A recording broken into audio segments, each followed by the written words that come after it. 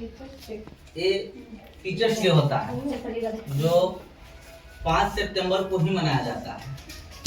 और किनके उपलक्ष्य में मनाया जाता है, तो ये जो हमारे क्या कहते हैं सर्वपल्ली राधाकृष्णन है, उनके उपलक्ष्य में मनाया जाता है। और ये है क्या, सर्वपल्ली राधाकृष्णन है क्या? तो एक विचार है तो एक व्यक्ति, लेकिन अगर सोचा जाए तो ये क्या है, विचार है।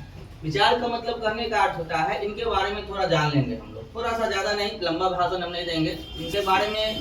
तो हमारे भारत के प्रथम उपराष्ट्रपति थे और द्वितीय जो थे राष्ट्रपति थे, ठीक है। लेकिन ये दोनों चीज जो थे, उपराष्ट्रपति थे, राष्ट्रपति थे, या इन्होंने बहुत सारे जीवन में उपलब्धि पाई, लेकिन इन सारी चीजों से पहले वो एक क्या थे, एक शिक्षक थे।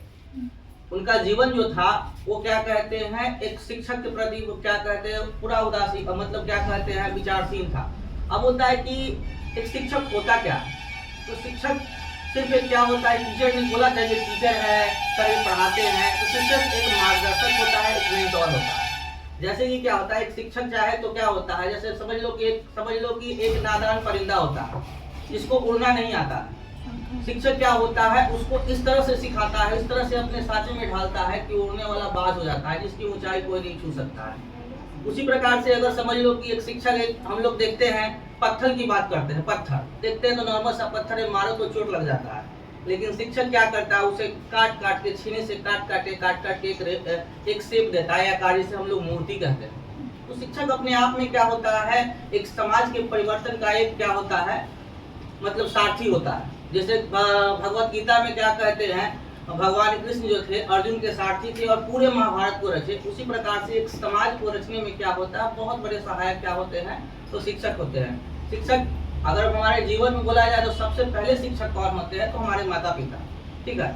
हमारे माता पिता सबसे पहले शिक्षक होते हैं, और दूसरे शिक्षक जो होते हैं जिसका हमारे शास्त्र में वर्णन है कि जो क्या कहते हैं, सभी गुरुओं के गुरु होते हैं, जो भगवान के उपलक्ष्य में उनको माना जाता है, वो हमारे शिक्षक होते हैं।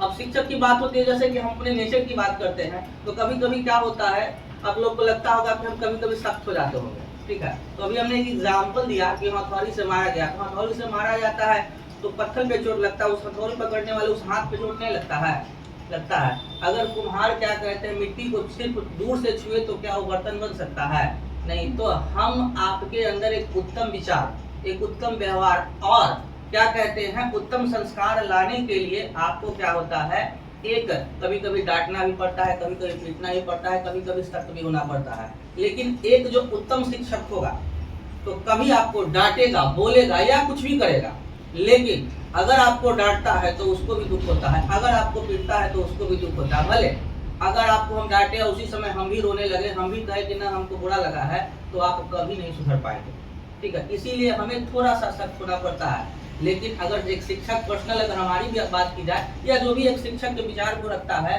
तो शिक्षक के जीवन में विद्यार्थी से बड़ा कोई है ही नहीं, ना उसका माँ है, ना उसका बाप है, ना उसका खुद का बच्चा है। हमारे जीवन में अगर हम अपने विचारों की बात करें तो शिक्षक जो है, हम है शिक्षक, तो विद्यार्थी जो आप लोग है वो हमारे जीवन में हमारे घर के एक सदस्य जैसे है, या आयु कहे तो उस सदस्य से भी इम्पोर्टेंट है। जैसे कि आपके जीवन में कुछ अच्छा होता है, बुरा होता है, तो हम देखते हैं, हम जानने की कोशिश करते हैं क्या होगा, कोई दिक्कत है, ये जानने की कोशिश, क्यों जानने की कोशिश करते हैं कि अगर हम संभव हो तो उस हर संभव कोशिश करके आपकी समस्याओं को दूर करें। ज़्यादा लंबा भाषण नहीं करेंगे, बस ओवरऑल हमारा ये होता है कि आप लोग को